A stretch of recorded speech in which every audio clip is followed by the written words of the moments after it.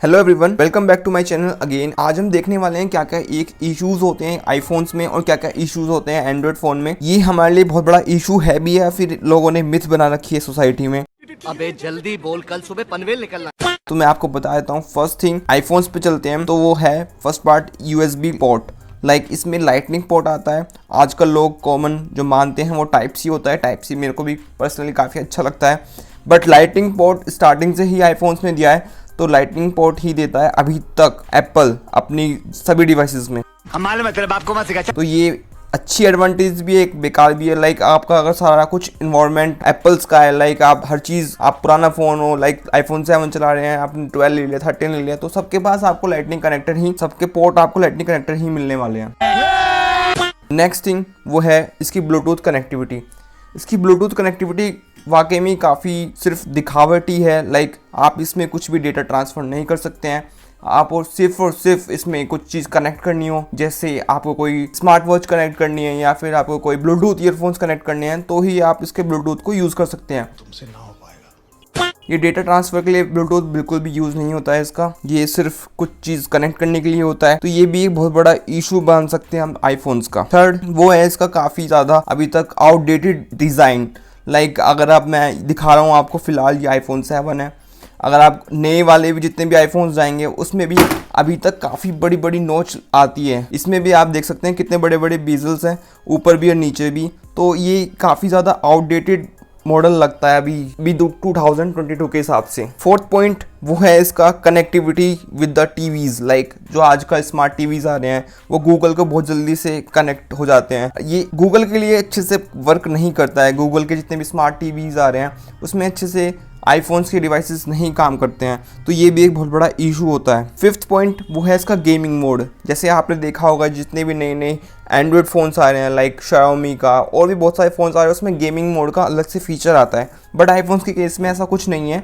इसमें सिर्फ आप अपना, अगर अच्छी परफॉर्मेंस चाहिए तो आप अपने लो पावर मोड को हटा सकते हैं, तो वो अच्छी सी परफॉर्मेंस निकाल देता है। बट अलग से कोई गेमिंग मोड नहीं आता इसमें। जैसे गेमिंग मोड में बहुत सारी परफॉर्मेंस इंक्रीज हो जाती है एंड्रॉयड फ़ोन में, तो वो ये सब नहीं होता है इसमें। सिक्स्थ वो है इसका एक अडेप्टिव नेचर। जितने भी डिवाइसेस आ रहे हैं जो कम प्राइसेस में आते हैं, स्मार्ट वॉच हो गई या फिर ब्लूटूथ ईयरफोन्स हो गए, बोट के आप ईयरफोन्स ले रहे हैं आपके बजट के हिसाब से, तो ये बहुत ज़्यादा इशू क्रिएट करता है कनेक्ट होने में। इसमें इतनी अच्छी सी कनेक्टिविटी नहीं होती है। आप अगर कनेक्ट करने लगेंगे तो जितनी जल्दी एंड्रॉयड कनेक्ट हो जाता है उतनी जल्दी आईफोन्स कनेक्ट नहीं होते हैं। ये भी एक बहुत बड़ा इशू हो सकता है कुछ लोगों के लिए। थोड़ा सा टाइम कंज्यूमिंग है, इशू नहीं है, बट हाँ ये अपने जितने भी आईपोड्स वगैरह आते हैं वो ईजिली कनेक्ट हो जाते हैं। आपको जस्ट ओपन करना होगा, ये ऑटोमेटिक कनेक्ट हो जाते हैं। बट जो सस्ती चीज़ें आती हैं, सस्ती स्मार्टफोन, सस्ती ब्लूटूथ ईयरफोन्स, कॉन्वीनियंट हैं, अच्छी साउंड क्वालिटी है, बट प्राइस सेगमेंट में जो कम है, अगर अदर ब्रांड्स की चीज़ें हैं तो वो कनेक्ट करने में थोड़ा टाइम लेता है। ये बड़ी अच्छी बात कही है। तो ये भी बहुत बड़ा इशू क्रिएट कर सकता है लोगों के लिए। नेक्स्ट तो वो इसका एक इशू मेरे को पर्सनली काफ़ी महसूस होता है, वो है connectivity with the Windows laptop. अगर आप इसमें कोई कनेक्शन करेंगे तो बहुत ज़्यादा इशू क्रिएट करता है।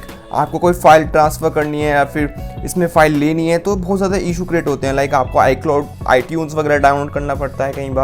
कई बार आपका ऐसे ही काम हो जाता है, आपको कोई डेटा निकालना है, अपनी लैपटॉप में डालना है, तो आप उसका मोड चेंज करके डाल सकते हैं यूएसबी के थ्रू।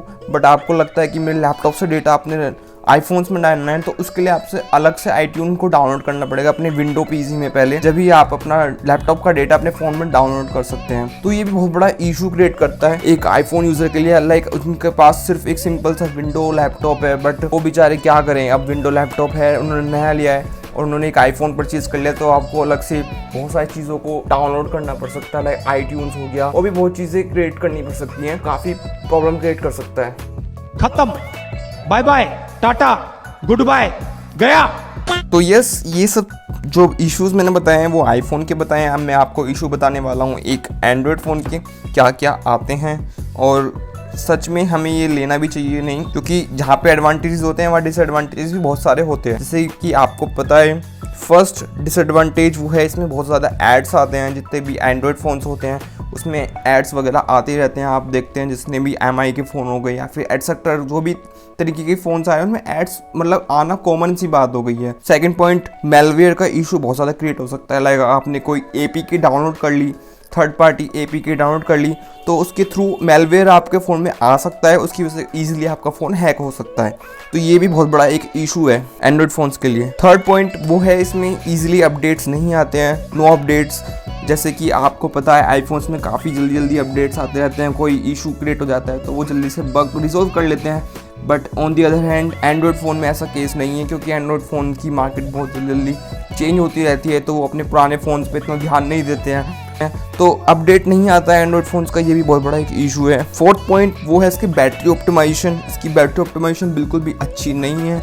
इसमें बहुत जल्दी हीटिंग इशू आने क्रिएट हो जाते हैं। लाइक आपको कुछ साल बाद ही ऐसा लगता है कि यार मेरे फ़ोन में ऐसा हीटिंग इशू क्रिएट क्यों हो रहा है। लाइक आप अगर अपना कैमरा ओपन करते हैं 30-40 मिनट से ज़्यादा, तो इसमें बहुत ज़्यादा इशू क्रिएट करना शुरू कर देता है। तो ये भी एक बहुत बड़ा इशू क्रिएट कर लेता है एक एंड्रॉयड फ़ोन्स वालों के लिए। फिफ्थ पॉइंट इसका ये है कि इसमें एक ऑप्टिमाइजेशन ऑफ परफॉर्मेंस बहुत काफ़ी बेकार है।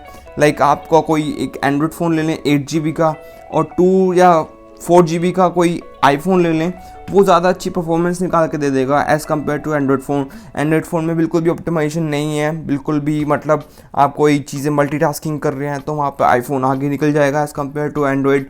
तो ये भी बहुत बड़ा एक इशू मैं मान सकता हूँ कि एंड्रॉयड फ़ोन का ये रहेगा, भले ही वो OnePlus हो या फिर सैमसंग हो। तो optimisation is also a very big issue. बहुत लोगों को लगता है कि मेरे को चीज़ें ऐसी चाहिए एकदम स्मूथ वे में, तो आपको डेफिनेटली आईफोन पे जाना चाहिए। बट आपको लगता है नहीं, मेरे को बहुत सारी चीज़ें ट्राई करनी है, लाइक नए ऐप्स ट्राई करने हैं, न्यू इनोवेशंस ट्राई करने हैं, तो you can definitely go for Android. तो ये कुछ मेजर इश्यूज थे मैंने आज आपको इस वीडियो में बताया। अब नेक्स्ट वीडियो में हम बताने वाले हैं एडवांटेजेस क्या क्या हैं दोनों के, और why we need to choose this, find a better option कौन सा होगा। और नेक्स्ट वीडियो में उसके बाद हम बताने वाले हैं कि कौन कौन से ऐसे एप्लीकेशंस हैं जो सिर्फ एंड्रॉयड फ़ोन में चल सकते हैं, कौन कौन से ऐसे एप्लीकेशंस हैं जो सिर्फ आईफोन्स में चल सकते हैं। लाइक दोनों में अलग अलग स्टोर्स होते हैं, इसमें प्ले स्टोर होता है, इसमें ऐप स्टोर होता है। तो उनका बेसिकली क्या एडवांटेजेस हैं और क्या क्या डिसएडवांटेजेस हैं, कहाँ पे चीज़ें लैग होती हैं, कहाँ पे चीज़ें चलती हैं अच्छे से, और न्यू अपडेट्स के बाद क्या क्या चेंजेस हुए हैं आईफोन में, वो भी बताने वाला हूँ नेक्स्ट वीडियो में। तो ठीक है, thanks for watching this video. If you like please share and subscribe to this channel. Thank you for watching, bye bye.